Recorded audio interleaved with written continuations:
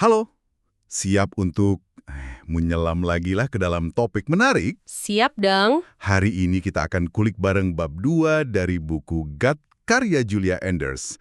Fokus kita, sistem saraf usus. Sesuatu yang sering disebut otak kedua. Atau otak perut ya? Betul. Sumber kita ya, bab ini yang isinya bakal bikin Anda, tercengang tentang apa yang terjadi di dalam perut Anda. Iya, benar banget. Intinya, usus kita ini ternyata punya sistem saraf sendiri, super canggih. Namanya? Sistem saraf enterik atau SSE. Yang bikin unik, SSE ini bisa kerja mandiri loh, lepas dari komando otak di kepala. Serius? Beda banget dong sama organ lain? Beda banget. Kalau katakanlah koneksi ke otak putus, kaki atau paru-paru kita kan berhenti kerja ya. Iya, pasti. Tapi usus, jalan terus dia, mandiri. Nggak kebayang ya. Nanti kita bakal lihat nih, gimana makanan kita digerakin. Kayak ada koreografernya di dalam. Betul. Terus kenapa kita bisa bersendawa atau muntah? Nah, itu juga. Gimana sih otak perut ini ngobrol sama otak kepala kita? Sampai pengaruhnya ke stres dan mood. Jadi, ya, tujuan kita hari ini adalah membantu Anda memahami sistem canggih tapi ya tersembunyi ini. Dan kenapa menjaganya itu penting banget buat kesehatan fisik dan mental Anda. Oke, yuk kita mulai bedah sistem keren ini. Mari. Konsep otak perut ini beneran bikin penasaran sih. Jadi bukan cuma sekedar, saluran makanan aja, tapi ada pusat komando sendiri di usus gitu. Tepat sekali. Dan ini bukan sistem saraf ecek-ecek loh. Kompleks banget. Jumlah sel sarafnya luar biasa banyak. Sebanyak apa kira-kira? Wah, jumlahnya itu bisa menyaingi sumsum tulang belakang katanya. Terus jenis sinyal kimianya beragam, bahkan punya lapisan pelindung saraf sendiri. Mirip kompleksitasnya dengan otak di kepala kita. Wow. Jadi SSC ini bukan cuma buat sekedar dorong makanan atau bikin kita kentut. Fungsinya jauh-jauh lebih kompleks dari itu. Fungsinya apa aja memang selain itu? Jadi SSC ini dia ngontrol 3 lapisan otot polos di dinding usus. Nah, otot inilah yang bikin usus sangat fleksibel. Oh, jadi bisa gerak-gerak rumit gitu ya? Betul. Bayangkan aja SSC ini kayak koreografer handal gitu, yang ngatur tarian pencernaan kita. Oke. Mari kita coba ikuti perjalanan makanan deh, biar lebih kebayang. Anggap aja, sepotong kue gitu ya? Boleh. Gimana peran si koreografer SSC ini? Dimulai dari mana nih? Nah, uniknya, bahkan sebelum kue itu masuk mulut, Loh, kok bisa? iya, pas mata Anda lihat kuenya atau hidung mencium aroma vanili misalnya, saraf penglihatan dan penciuman itu langsung kirim sinyal ke otak. Cepet banget ya responnya? Banget! Otak lalu memerintahkan produksi air liur dan cairan lambung, jadi persiapan udah dimulai hanya dengan melihat atau mencium aja. Wah, sistemnya sigap banget. Terus pas kita telan, di tenggorokan, faring itu rasanya kan otomatis ya, kita nggak mikir. Itu proses super kompleks, melibatkan lebih dari 20 pasang otot loh. 20 pasang? Banyak banget. Iya, dan dikoordinasi sempurna oleh sistem saraf sadar dan otonom. SSE juga ikut berperan di sini. Gimana tuh koordinasinya? Jadi jalur ke hidung ditutup, terus pita suara ngunci, katup epiglotis nutup jalur napas, dasar mulut turun, lalu ada dorongan kuat ngirim makanan ke kerongkongan atau esofagus. Kedengerannya rumit banget ya untuk sesuatu yang kita lakukan tanpa mikir. Memang, dan proses ini udah kita latih sejak dalam kandungan loh. Masa sih? Iya, dengan menelan cairan ketubuhan. Dan sadar atau enggak, kita tuh nelan bisa ratusan sampai ribuan kali sehari. Ribuan kali? Wow, pantesan ya kalau orang tua kadang gampang tersedak. Mungkin koordinasi ototnya mulai menurun ya? Bisa jadi itu salah satu faktornya, ya. Nah, dari faring, makanan masuk ke esofagus. Kerongkongan. Berapa lama di situ? Perjalanannya sekitar 5-10 detik, didorong oleh gerakan peristaltik, kayak gelombang gitu merambat. Kayak ombak gitu ya? Iya, kayak gitu. Kuat banget gerakannya, sampai bisa melawan gravitasi. Wah. Nah, bagian atas esofagus itu kita masih bisa sedikit kontrol sadar, tapi makin ke bawah kendali diambil alih penuh oleh SSE. Jadi udah nggak sadar lagi. Terus katanya desain sambungan esofagus ke lambung itu juga unik ya? Masuknya dari samping bukan lurus dari atas. Kenapa gitu? Oh iya, itu desain cerdas banget. Namanya sambungan terminolateral. Coba bayangin, Anda nuang air ke botol yang lagi digoyang-goyang. Oke, Kalau nuangnya lurus dari atas kan gampang muncrat balik ya airnya. iya juga sih. Nah, kalau nuangnya dari samping botol, kemungkinan muncratnya lebih kecil. Sambungan samping ini fungsinya mirip gitu. Bantu mencegah isi lambung naik lagi ke esofagus pas perut kita, ketekan. Misalnya pas kita gerak atau ketawa. Oh, pantesan. Masuk akal banget. Ini juga ada hubungannya sama gelembung udara di lambung nggak sih? Ada. Udara yang kita telan itu kan ngumpul di bagian atas lambung. Nah, karena sambungannya dari samping, udara itu jadi agak susah keluar lewat situ. Terus gimana dong biar udaranya keluar? Makanya, kalau habis makan, berbaring miring ke kiri, itu bisa bantu udara keluar lebih mudah, jadi bisa bersendawa. Wah, tips bagus, Mo. Dan katanya duduk tegak juga bantu cegah mulas ya? Betul, posisi tegak bikin esofagus agak nyempit, dan katup di ujung bawahnya yang diatur saraf itu nutupnya jadi lebih rapat. Oke, oke. Nah, selanjutnya makanan tiba di lambung. Lokasinya di mana sih persisnya? Saya kira di bawah perut gitu. Ternyata agak tinggi loh, di bawah rusuk kiri, terus agak nyebar ke kanan. Oh gitu. Di lambung diapain tuh makanannya? Diaduk kuat banget. Ada gerakan namanya retropulsi. Jadi makanannya kayak dilempar-lempar ke dinding lambung. Suara kerucuk-kerucuk yang kadang kita dengar bisa jadi dari sini nih. Ah, ini nih. Kadang kalau habis makan besar kok rasanya langsung pengen ke belakang ya? Ada hubungannya nggak sih sama lambung ini? Ada banget. Jadi saraf di lambung itu ngirim sinyal ke usus besar di bawahnya. Sinyal apa tuh? Semacam pemberitahuan gitu. Hei, ada kiriman baru nih, siap-siap ya. Jadi usus besar ikut bergerak juga. Keren banget komunikasinya. Berapa lama makanan di lambung? Beda-beda, tergantung jenis makanannya. Karbohidrat cepat, sekitar 2 jam mungkin udah lewat. Tapi kalau protein dan lemak bisa lebih lama, sampai 6 jam juga bisa. Lama juga ya? Iya, setelah cukup halus, baru katup penjaga namanya sphincter pylorus itu kebuka. Makanan lanjut deh ke usus halus. Usus halus. Ini katanya bagian paling sibuk ya dalam pencernaan. Betul banget, kerja keras dia nyerap nutrisi. Tapi ada lagi fungsi kerennya setelah tugas mencerna selesai. Apa tuh? Sekitar sejam setelah pencernaan kelar, usus halus mulai bersih-bersih. Ada mekanisme namanya Migrating Motor Complex atau MMC. MMC? Apaan tuh? Kayak petugas kebersihan gitu. Bisa dibilang gitu. Petugas kebersihan internal kita, MMC ini bikin gelombang kontraksi yang kuat banget. Fungsinya buat apa kontraksi kuat gitu? Buat nyapu bersih sisa makanan yang nggak tercerna. Kayak misalnya biji jagung utuh kalau kita makan jagung. Atau sel-sel mati, bakteri berlebih. Bahkan permen karet kalau nggak sengaja ketelen, itu disapu semua ke usus besar. Wah, nah ini nih. Suara perut keroncongan yang sering kita kira lapar itu jangan-jangan dari MMC ini. Bingo! Seringkali itu bukan karena lapar, tapi suara si MMC lagi kerja keras bersih-bersih. Serius? Wah, ini beneran aha moment. Selama ini saya salah kaprah dong. Haha, iya banyak yang gitu. Makanya ini juga menjelaskan kenapa penting banget ada jeda antar waktu makan. Idealnya sekitar 4-5 jam lah.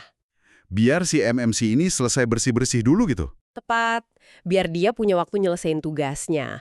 Kalau kita ngemil terus-terusan sebelum dia selesai, ya proses pembersihannya berhenti di tengah jalan. Kan sayang. Masuk akal banget.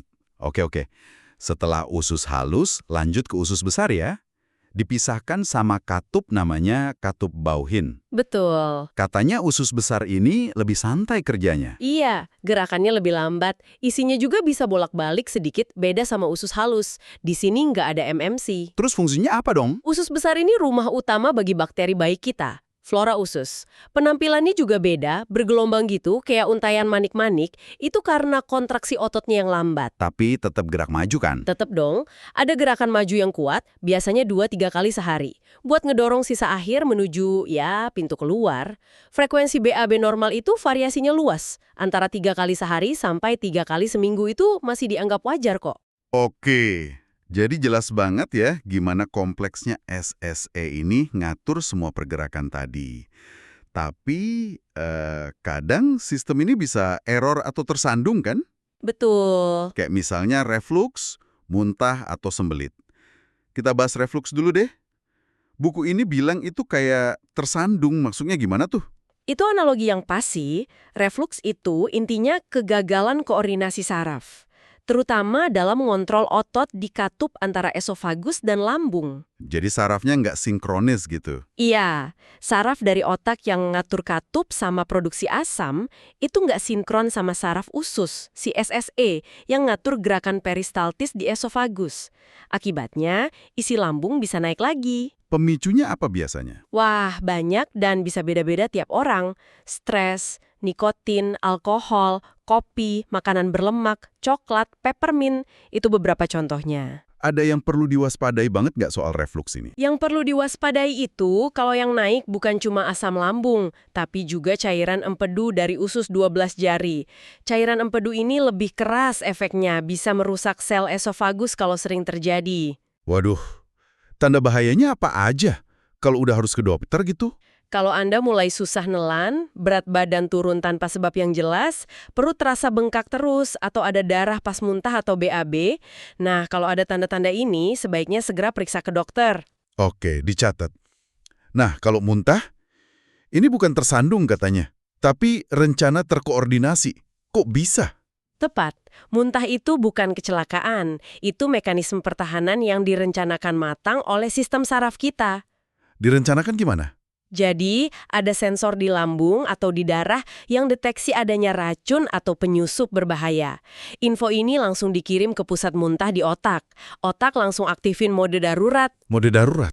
Kayak gimana tuh? Kita jadi pucat, tekanan darah turun, detak jantung bisa melambat atau cepet, terus produksi air liur banyak banget. Buat apa air liur banyak? Mungkin untuk melindungi gigi dan mulut dari asam lambung yang mau keluar. Nah setelah itu, otot diafragma dan perut kontraksi kuat banget, esofagus rileks, isi lambung diperas keluar deh.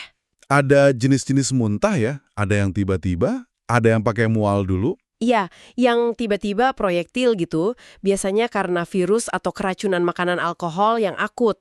Kalau yang didahului mual bisa karena keracunan juga atau mabuk perjalanan. Nah, mabuk perjalanan itu menarik. Kenapa sih bisa bikin kita muntah? Itu karena ada konflik sinyal di otak. Mata kita ngelihat kita diem aja di dalam mobil atau kapal, tapi telinga bagian dalam yang ngatur keseimbangan itu ngerasain ada gerakan. Jadi otaknya bingung. Iya, otaknya bingung. Dia mikir, ini kenapa sinyalnya nggak cocok? Jangan-jangan ada racun nih. Akhirnya dia aktifin rem darurat alias muntah buat jaga-jaga. Haha, logis juga sih otaknya. Stres berat katanya juga bisa memicu muntah ya? Bisa banget. Otak dan usus kita itu sama-sama bisa melepaskan hormon stres, namanya CRF. Hormon ini bisa memicu usus bereaksi, entah diare, mual, atau muntah. Ini kayak cara tubuh menghemat energi untuk menghadapi ancaman penyebab stres itu. Jadi muntah itu sebenarnya pelindung ya? Mual itu kayak pemandunya gitu. Bisa dibilang begitu. Makanya nggak disarankan memaksakan muntah kalau nggak perlu banget. Oke, terakhir nih soal gangguan saraf usus, sembelit atau konstipasi. Ini masalah komunikasi saraf otot juga, tapi di ujung usus besar. Benar sekali. Seringkali masalahnya bukan karena makanannya lambat bergerak di sepanjang usus, tapi macetnya itu pas di bagian akhir mau keluar. Oh, jadi udah sampai dekat pintu keluar tapi mandek gitu.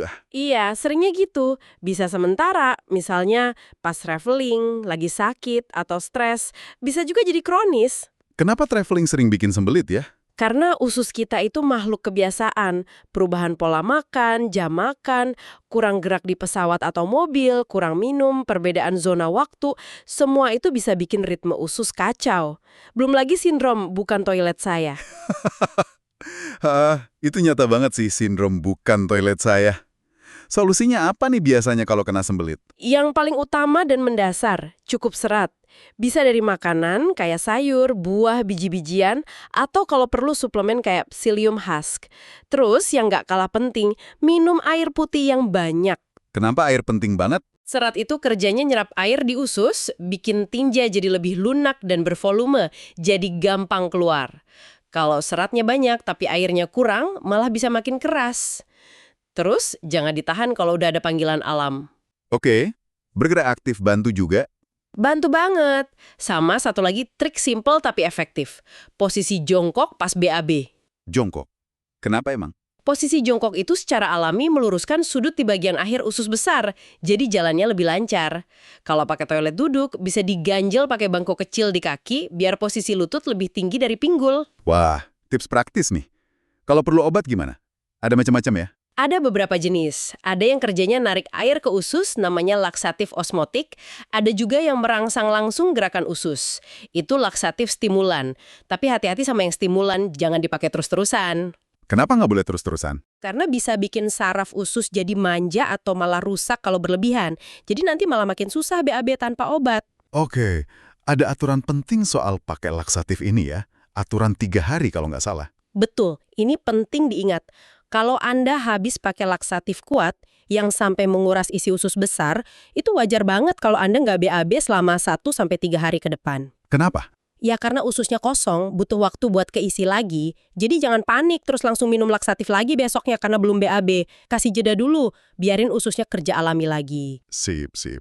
Semua gangguan ini makin nunjukin ya betapa krusialnya peran si SSE ini. Nah, sekarang kita masuk ke bagian yang menurut saya paling bikin penasaran nih.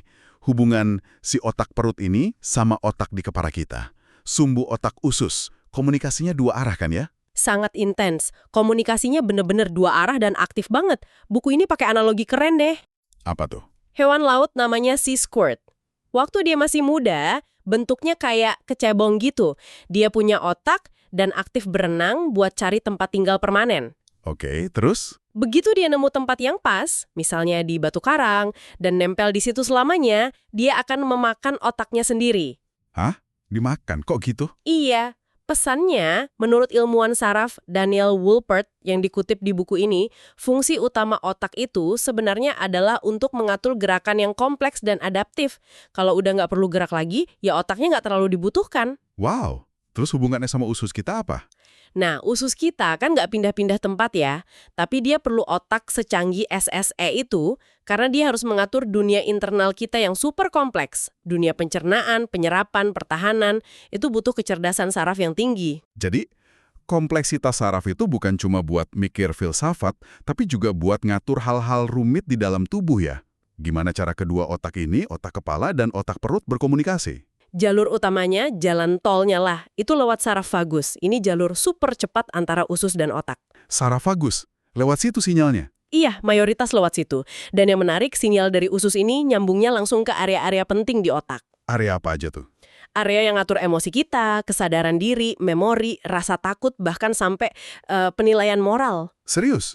Sampai penilaian moral? Dalam banget ya pengaruhnya. Dalam banget. Makanya usus ini bisa dibilang organ sensorik terbesar kita.